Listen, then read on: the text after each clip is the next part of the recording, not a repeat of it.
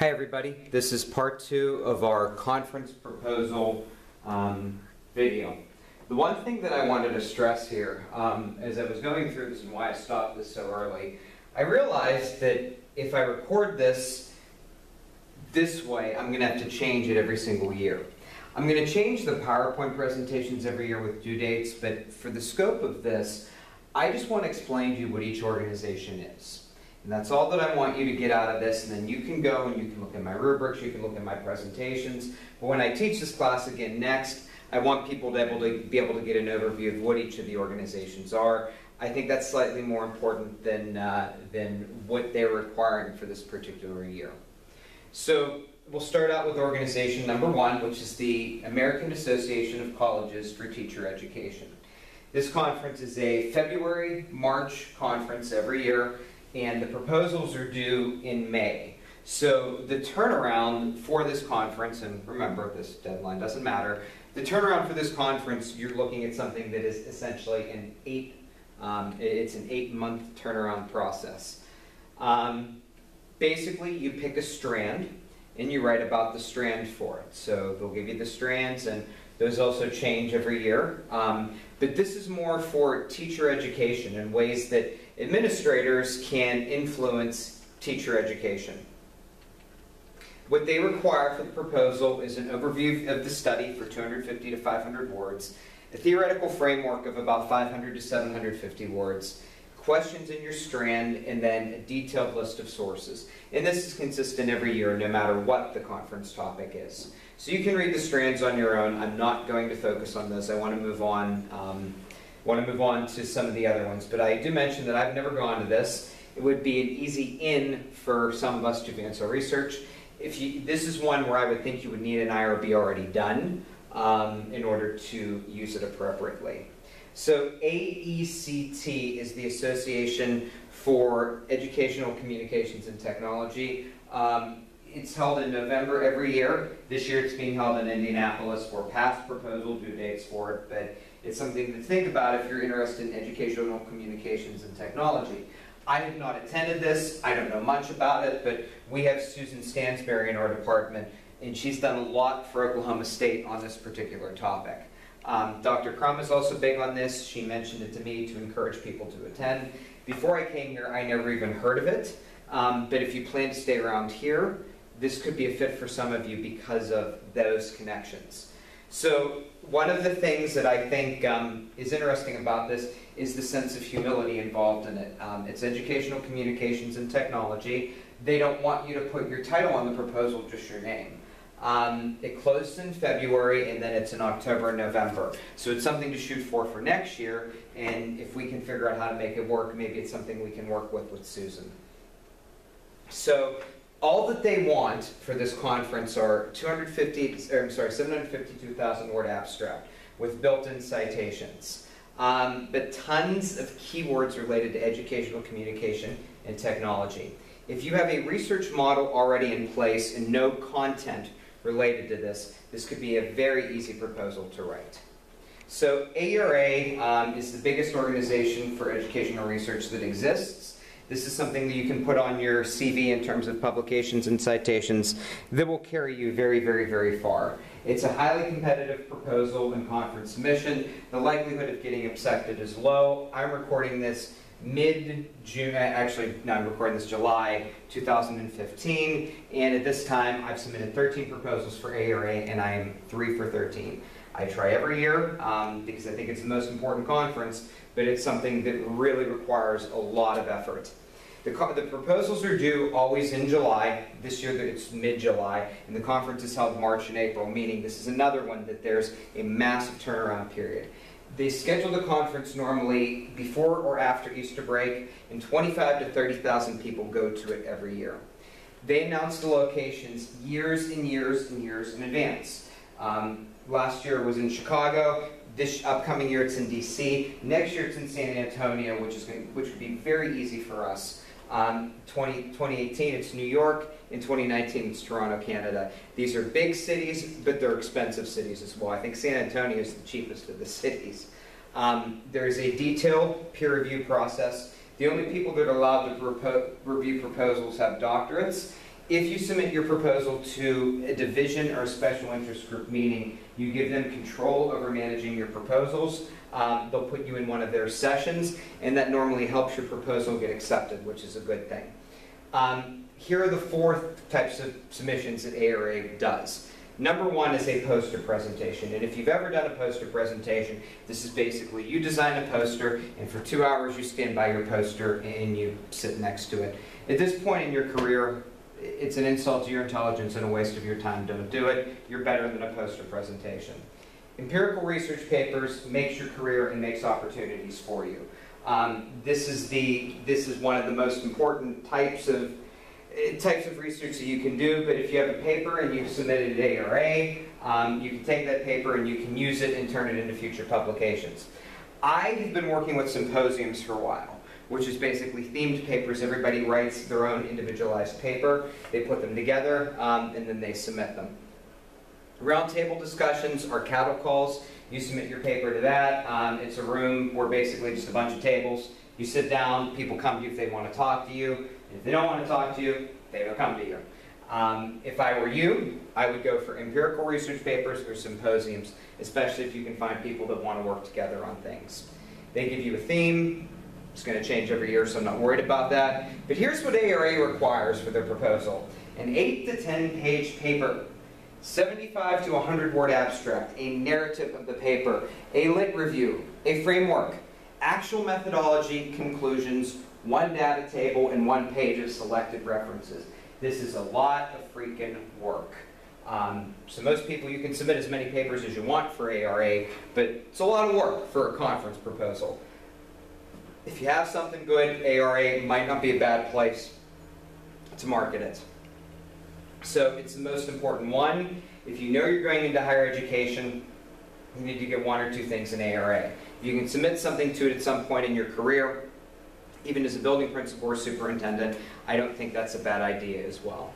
So ASA is what I call the Cool Hippie Conference.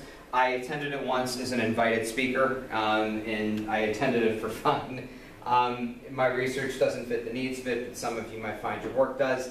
Everybody sits around the floor and talks about education. They're in t-shirts and jeans and shorts, and this year there's an interpretive dance session. So, yeah.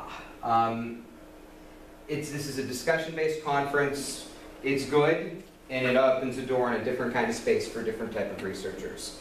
They look for culture and theory every single year. They want to see, in their proposal, how culture informs theory and how theory informs culture. So that's one of the main things that they're looking for. Proposals were due April 1st, and then the conference is normally held fairly quickly, and it's done early fall normally. You get to work with people who could advance your career. It's a quick turnaround. They accept a lot of proposals because they don't like to tell people no, which is a good thing. The theme changes every year. Lou Bailey, who's in our Social Foundations Department, regularly presents at ASA. It might be worth investigating if your interest ties in with hers. My research doesn't really tie into it, but if you have an interest on it, please let me know. We might find a way that it fits. So ASCD is something that I would strongly encourage you to get involved in. I would even subscribe to it. It's $100 a year, but it is 1,000,000% worth it.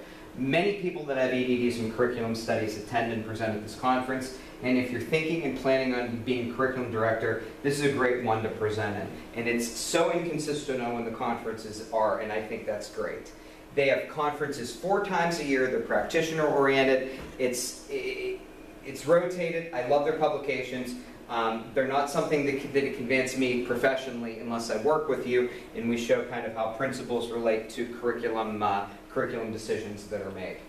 So if you have a degree in school administration, you'll get farther along in your career by trying to be a curriculum director than somebody who has a degree in curriculum studies. And I say that, and I don't mean that in an insulting way, but I've certainly found that to be the case. I've never seen anybody from Oklahoma State present at this conference at all. We're going to try to do something this year on U.S. history. If you have an interest in it, maybe Kathy Curry and I can meet with you and can figure out how to make it fit in our interests. So ASH is higher education. If you're interested in doing something on higher education, this is the definitive conference for it. One of the things that I would stress that would fit here is if you have a K-12 partnership with a college. That's a perfect fit for ASH, and you address it from the higher education side.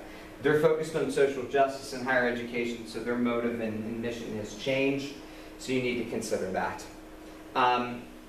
Tammy Moore and Jesse Mendez do a lot with ASH.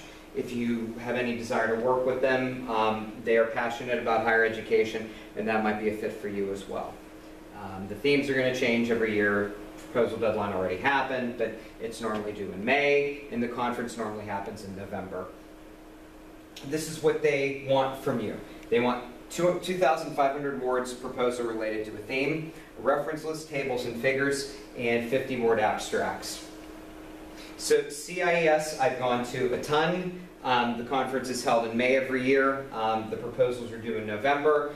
And if you're looking at K-12 education and higher education international issues, CIES is a great conference from you. The work that I've been doing over in Vietnam is a perfect fit for CIES.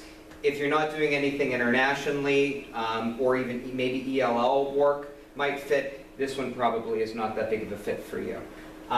Some of you do mission trips. There's 3 in Oklahoma City that do that, and if you can actually do research and tie it into a paper, this would be tremendous. It's highly competitive. They accept less than 25% of all proposals. I'm 1 for 4 there. I'm going to submit this year. I know I say on here I probably never will submit again, but Vietnam is a country that nobody really researches, so I think I have an advantage, but I've only been accepted to this conference once, and I think that's important. They want a 2,000-word submission, a strong reference list, theory or methodology included, and a 75-word abstract. So EDLEUNT is the Educational Leadership Conference of the University of North Texas. It is a big deal every year. Every school administrator in the northern region of Texas are given time off to attend the conference. And they bring in somebody who costs a ton of money to speak as well.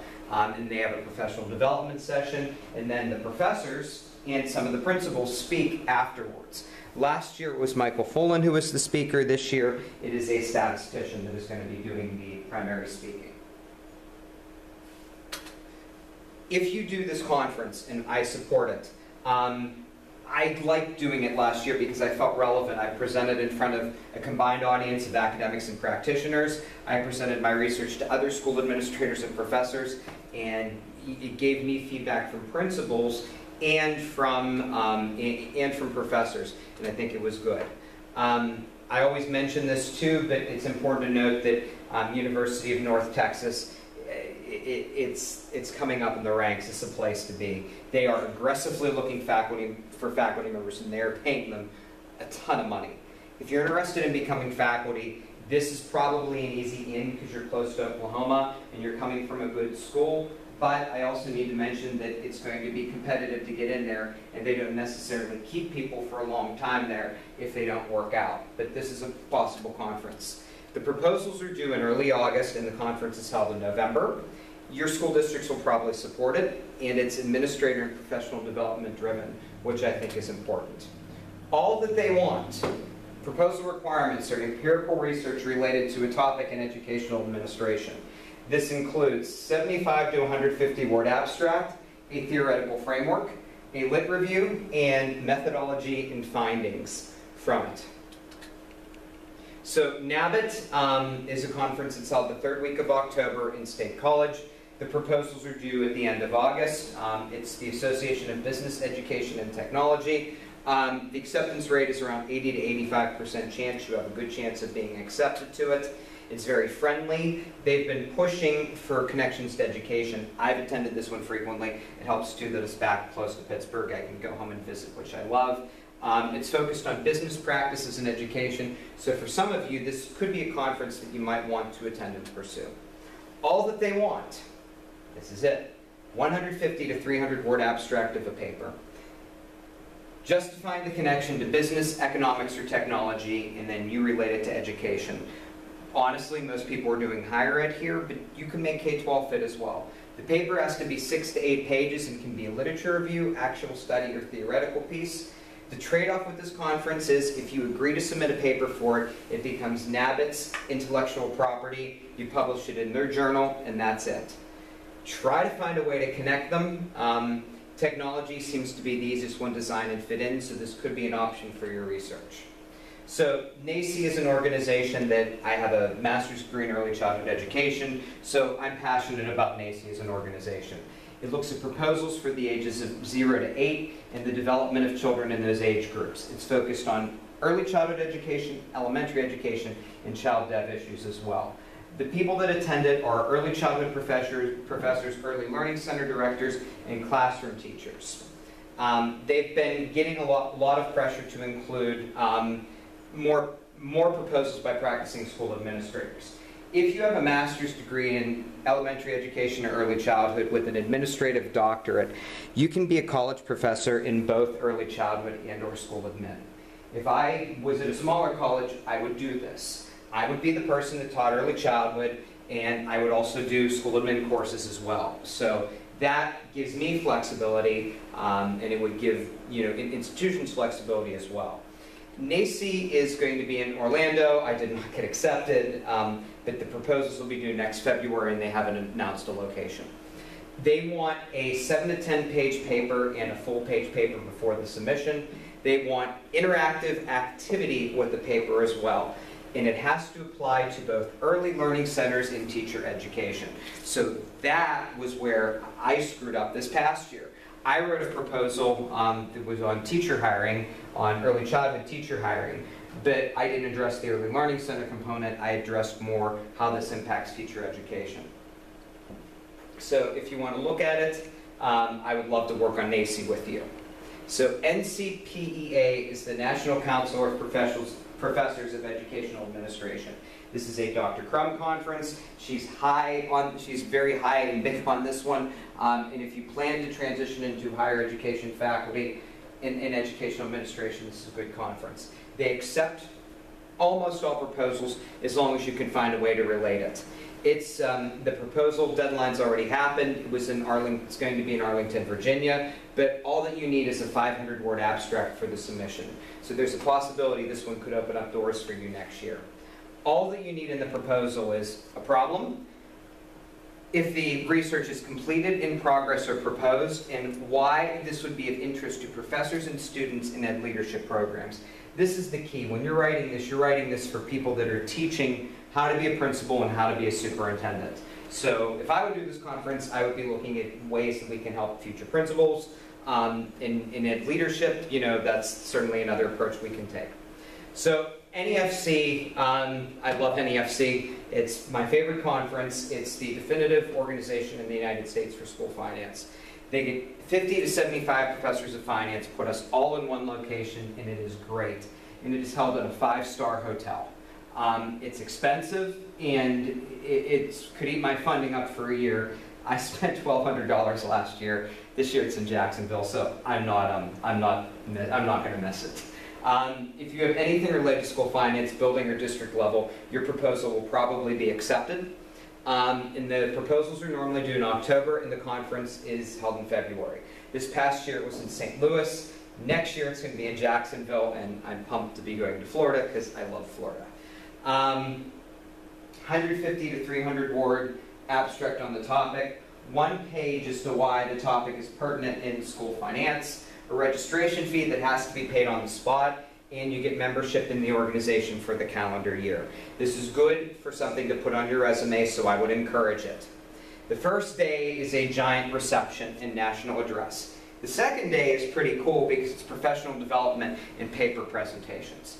The third day is State of the States. You wake up at about 8 a.m. and then for the next 5 hours, every single person represents a state and they talk about what's going on in school finance. So I love this conference because you really could actually see what each state is doing regarding public school finance and how it could potentially impact you as well. This is the tip. This is the ticket. I am not worried about finding a job. I'm always going to be marketable, and that's arrogant of me to say it, but the fact is I can teach school finance. I don't know a lot of other people that can. I came out of a program being able to teach school finance, The tickets are school finance and school law. You get somebody who can teach those two subjects, they're marketable. I can do finance. If you want to be a professor and you can do